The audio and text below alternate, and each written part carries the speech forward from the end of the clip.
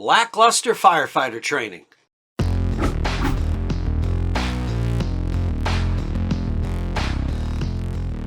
Hey, this is Billy Goldfeder answering some questions from you as part of our What's Your Problem series hosted by Fire Rescue One and Lexipol. And here's today's question. I was recently assigned to improve training at our volunteer fire department, and I know it's going to be an uphill battle.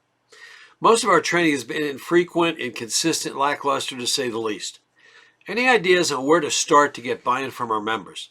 Most of our members are in their 40s and 50s, not in the best shape, but they do have a strong commitment to the fire department and are proud to protect the community. To me, you got half the battle licked. You've got people who are enthusiastic and anxious to serve. Piece of cake.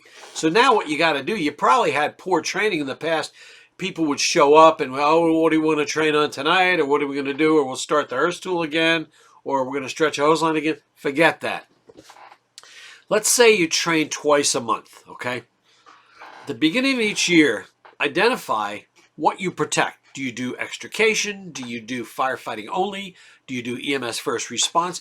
Do you protect mid-rise buildings, all single family, whatever it is? In other words, identify that. Then identify what you want to train on those particular subjects. For example, lots of single family dwellings, stretching the initial hand line, water supply, throwing ground ladders, things like that.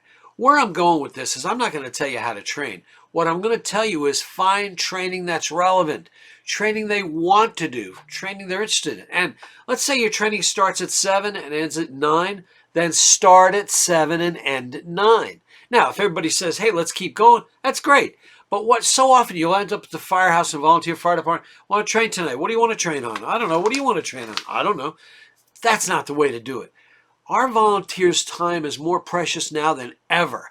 You want to make sure that you respect that time. And for that amount of time they're giving you, you want to fill that up with some phenomenal training. And it doesn't always have to be your own people.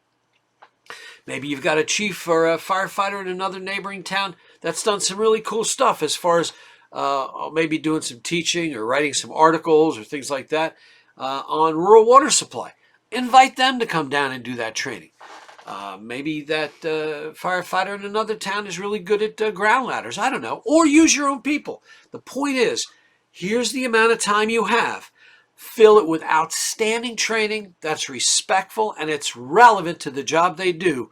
And I promise you, you'll have people showing up for training.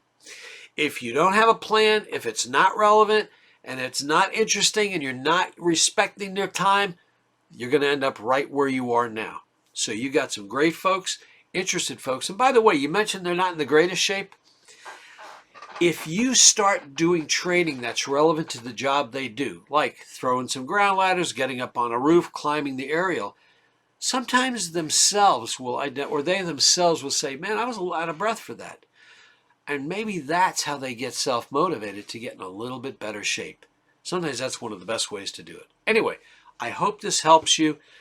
Your question related to training, my answer is a good schedule, relevant topics, make it interesting, respect their time, and they're going to come back for your training each week or each month whenever you do it. Listen, email Fire Rescue One with your questions. I hope that this addressed your question in this particular case. Odds are I've got some answers for you. If I don't, I know the people I can reach out to find out for, and I'll always do my best to get you a solution to your problem. Thanks so much.